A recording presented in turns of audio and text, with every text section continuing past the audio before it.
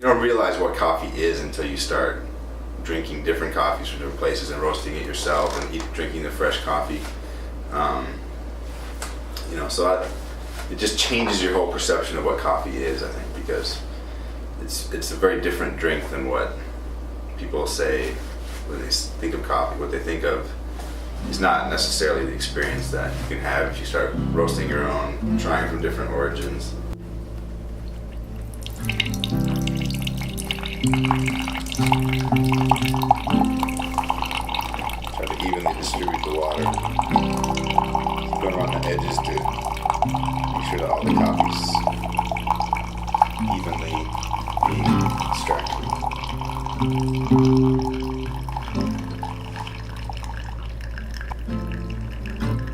I love how the coffee just settles as the water goes down. It's like this.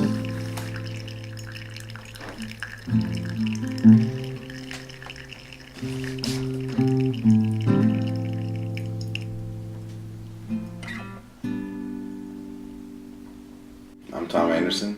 I started roasting coffee this year and started loving it so much that I just wanted to kind of share it with other people and help other people start roasting. It's really easy, and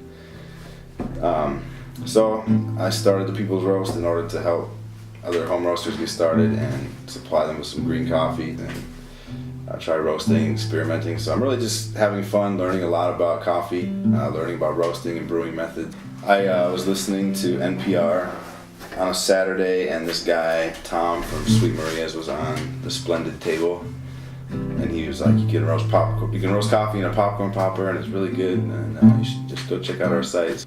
Eventually I started looking into how I could get coffee locally, green coffee locally, which I really couldn't do.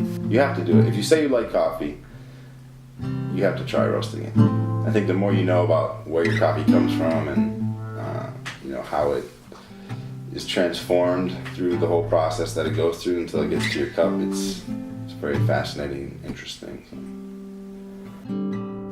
All right, the green coffee, when you start, is dense. It's very dense, has a lot of moisture in it still, which is going to be dried out in the roasting process. It dries out along the roast and begins to turn yellow after it's dry. From yellow, the sugars start to caramelize in the coffee and it turns brown. And at this point, it's still much too light to drink. And then we get to what we call first crack, which is the first kind of time where the coffee starts cracking, the cell structure is actually breaking down in the coffee. So this coffee here is from the start of first crack. So still fairly light, it's brown, but not too dark yet. Finishing first crack, so first crack finishes is where we're at right here. This is the lightest roast that you can drink that will have enough of that sort of sour flavor that's in the green coffee is now roasted out enough to the point where it's drinkable as good coffee. Between first crack and then second crack, the coffee just gets progressively darker, and this right here is right at the verge, right at the beginning of second crack, this one. So it's starting to get into a dark roast territory. It's still somewhat kind of medium dark roast at that point. I usually like to stop my roast between the end of first crack and the beginning of second crack. So there's still enough of that kind of origin flavor that's still present in the coffee. And then as you progress, this last one here is a little further into second crack. You can see the coffee's a little bit oily, and some of the coffee's actually started to break apart, and there's actually pieces broken off. And at this point, the roast would have been very smoky and getting very dark very quickly. So those are some of the phases of the roast. Popcorn poppers are great. The cheapest way to get started, so a lot of people probably have in their cupboards ones that will work. There's a certain design that works well, and they result in great coffee. The Be-More is, a little bit more expensive, but once you start roasting, it's nice to be able to roast larger quantities. So that's what I've used. So, all right, this is the West Bend Poppery 2. It's a old popper that works really well for roasting. One of the favorites. I'm going to put in green coffee till it's rotating relatively well. If it's going too fast, it won't work. If it's going too slow, it won't work. So it just needs to keep moving.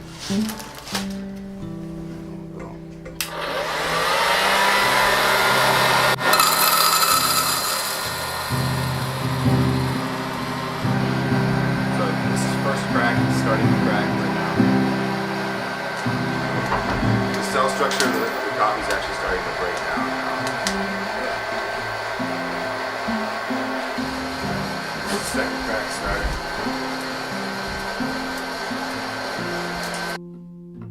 I'm just gonna get it cooled really quickly. The coffee is basically still roasting itself right now.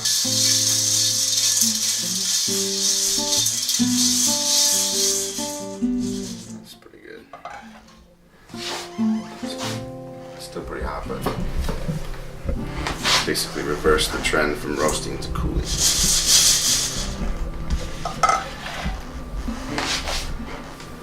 Alright, this is the Bmore 1600. It has different settings. I'm going to use the half-pound settings so I can have more control over it when I stop it. I can get it darker if I want it, or whatever. This is the drum that rotates with the coffee in it, so keeps it roasting evenly. Just hooks in here.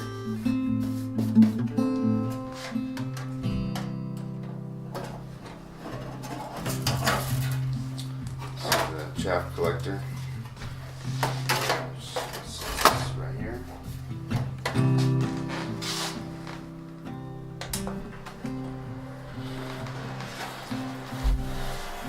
Well, it's actually really a good value. It's one of the cheapest home roasters out there for what you can roast. You can roast up to a pound, and it's really user-friendly. You can pick your weight that you're going to roast, and then the time, and then you can add time or decrease the time while it's roasting. You pick your profile. There's quartz heating elements in the back, so they're heating the coffee. The drum is rotating, so the coffee's evenly distributing in the roast. You can also tell what's happening with the coffee by the smells. The smell is pretty important. At first, it's sort of almost a sour kind of smell, or like a barley kind of smell. And that's slowly roasted out, and the smells change. It's starting to get more rich smell. The sugars in the coffee are caramelizing. That's where the flavor is coming from. So there's a little bit of second crack starting. I want to stop it here, so I'm getting cool. I'm going to open this. You can see the smoke coming out. And the chaff is coming out.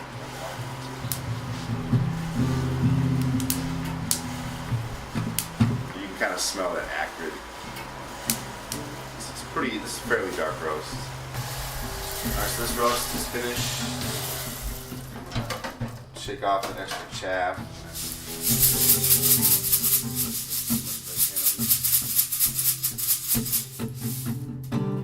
It's going to need to rest overnight. It has to degas. The gas is formed from the roasting process, and it just lets it out overnight. So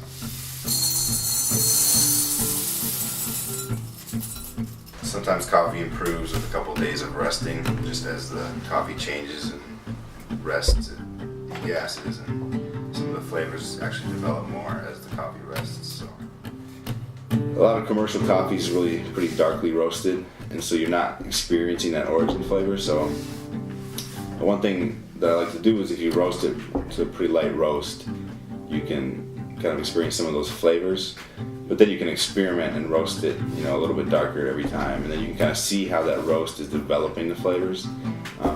With each coffee, I find that there's like a spot where I kind of prefer roasting it. There's just something about the way that specific coffee in the roast develops that the flavors come out a certain way. There's a certain sweetness that is there at this point that was not there at this point in the roast. When you're roasting your own, you can kind of do that experimenting. You kind of see where you like it.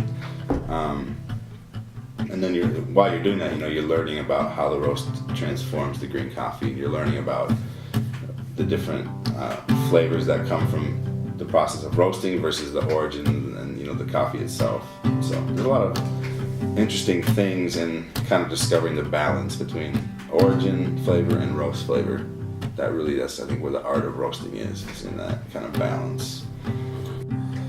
You start it on high, at least to get things going, and then turn it down so it's more controlled. Kind of a poor man coffee snob. The thing is, like, when you start roasting it yourself, you kind of make quantum leaps in the quality of the coffee. Like, it's like really fresh, it's like single origin coffee, it's just really good.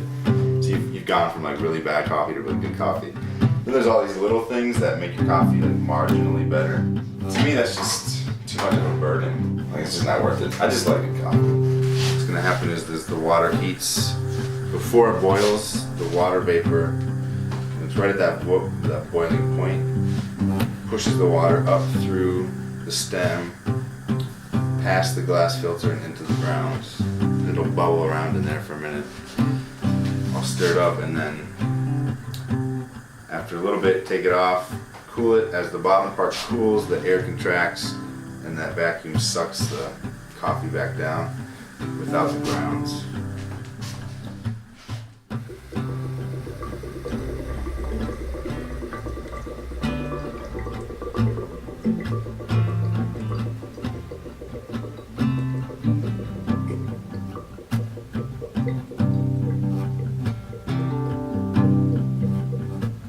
Alright, so that was the vacuum pot.